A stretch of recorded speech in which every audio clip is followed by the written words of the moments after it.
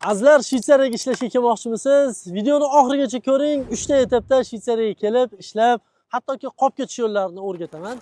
Birinchi o'rinda til darajangiz nemis tili, fransuz tili, italyan tillarida B1 darajada eng kamida bo'lishligi kerak.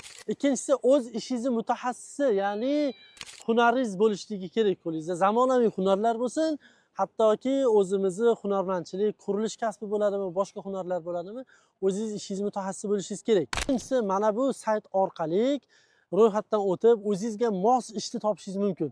Saytni linkini olish uchun izohlarda plyus belgisini qoldiring, biz sizga jo'natamiz. Vakansiyalar bor ekan, shokolad zavod, sir zavodlarida.